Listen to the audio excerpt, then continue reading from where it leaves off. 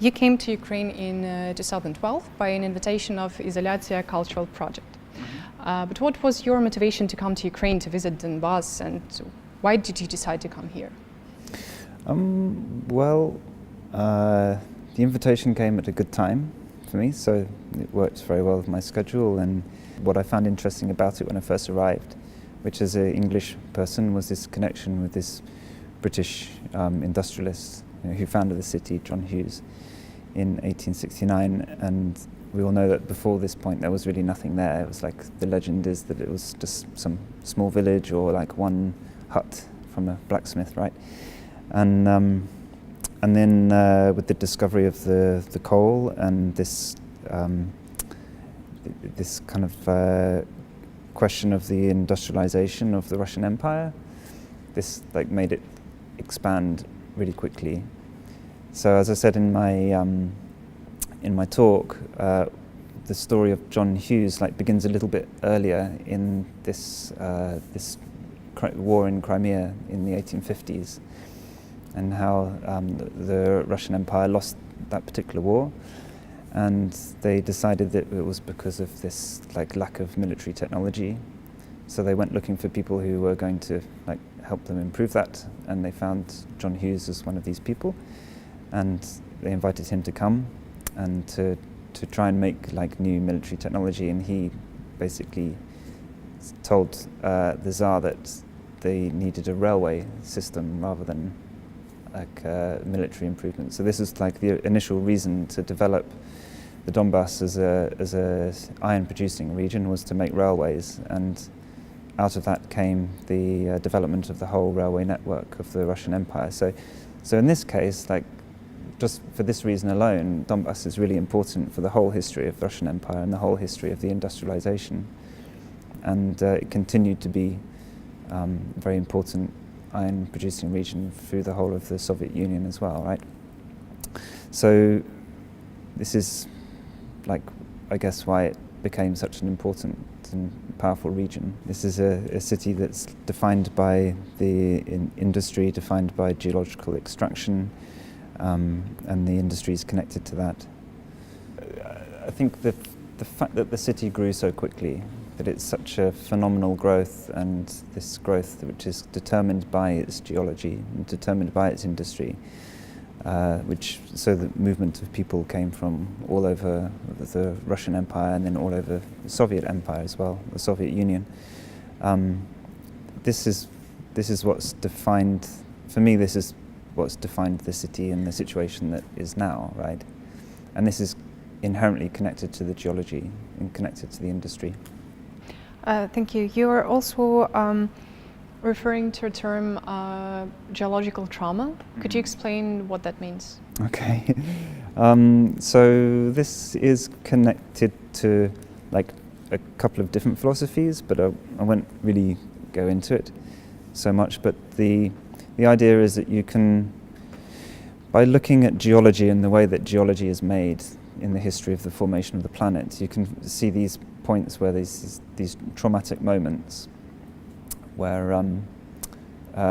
whether it's either sort of like with tectonic plate movement, or like the formation of iron, the formation of the coal beds, and my idea is that these are geological traumas where particularly in the case of coal, where this like excess carbon that's in the atmosphere gets absorbed into the surface of the earth through the action of plants in the Carboniferous period. And this is a kind of protection of the earth against the power of the sun, because the sun was getting hotter at the time. So the plants react, absorb carbon into a solid form, making coal, which cools down the planet. So it's kind of like a response to a trauma. And then the geophilosophy idea is that when you then dig up that coal and release it again, it's somehow kind of releasing this trauma again. It somehow releases this violence, which is sort of caught into the surface of the planet. And this is, I think you can see it very clearly in Donbas, because it's been, involved in so many wars in modern history.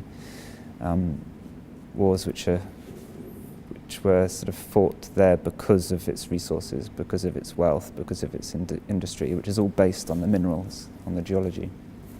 Donbas was always an inspiration to many artists who were interested in the industrialization art, and especially it, amongst others, it also inspired the world's famous Symphony of Donbas by Vertov. To your opinion, when the war is over, what can be done to bring, in the reconstruction, to bring the Donbas potential to its fullest? I think it will be difficult, because as far as I can see, the people who were most interested in sort of developing culture of the region that wasn't connected to industry were the young people, which have now mostly left, right? Most of them are displaced. So there would have to be a really strong movement to like encourage people to actually go back there. I'm sure people would, because it's home to so many people still. But I think there would have to be active programs to make that happen. So much of the culture of Donbas is like connected with the industry, as you said, and now the industry isn't actually so predominant, and it's not. Even though it still existed, it's sort of like beginning to tail off even before the war, right? So I guess new forms of culture would have to be found which aren't necessarily connected with industry. You're mentioning all the displaced people who were forced to leave Donbas after the war started, and it's not the first time throughout these Ukraine's and the region's history. During Soviet times, there were multiple people from various regions of the Soviet Union who were displaced to live there, to occupy this area, to start and rebuild its industrial potential. How do you think that influenced the cultural sphere of the region of Donbas? Well, it's very clear that it's a really big influence to me, I think. I have many friends. I lived in Donetsk for 2 years, more or less, and I have many friends from there, and this is like a common theme that it's like people felt that it was difficult to exactly know where they're from a lot of the time. And I think maybe that's why this like industrial culture became so strong as well there, because the people left their homes, came there, they have to leave everything behind. What do they have to believe in? The only thing they can believe in is work and industry. And I think that of course this is absolutely the reason for this external geopolitical manipulations can take place there, because people are a little bit unsure about who exactly they are. Yeah, I think this is true, but well, actually, I mean, on a personal level, I talked to so many people who had opinions from both sides before the war when I was staying in Donetsk. And it was clear that some people preferred one side and some people preferred the other side, and I think I recognized that the difference was often generational. It's often a difference between young people and old people. But one thing that was very clear to me from both sides talking about this particular issue was that nobody wanted a war, right? It wasn't something to fight about.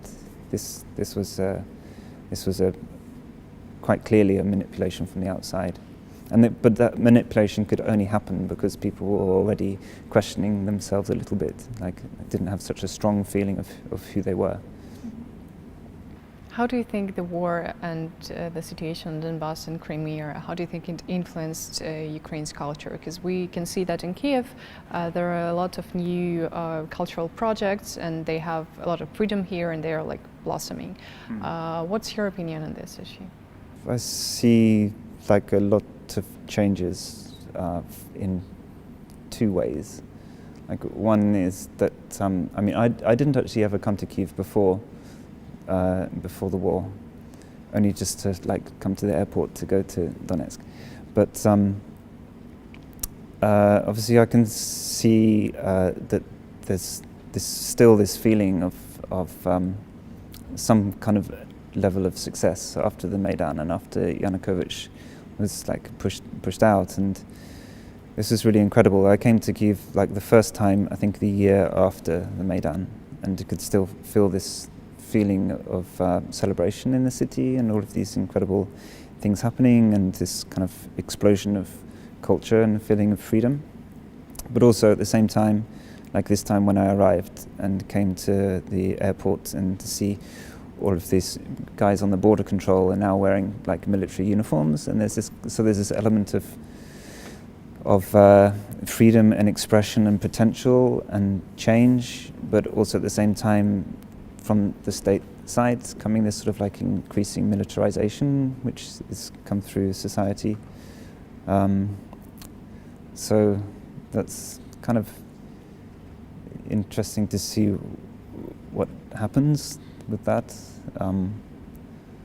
But also I think there's still obviously so many problems, so much sort of questions about did corruption finally get resolved and like bigger political questions. So I think there's still a long way to go. But I think it's pretty incredible what happened here. And I'm actually always telling friends like in the UK and in the rest of Europe that I have lots of friends who are sort of like maybe left-wing or anti-capitalist, and they're talking about, oh, we need a revolution. And I was like, well, you just look to Ukraine, there was already one, and that was really quite incredible to see, and to see how people actually can like take control of a destiny. But still, I think people need to continue with that and continue to like take control and understand what it is they need to take control of, and continue to push for it.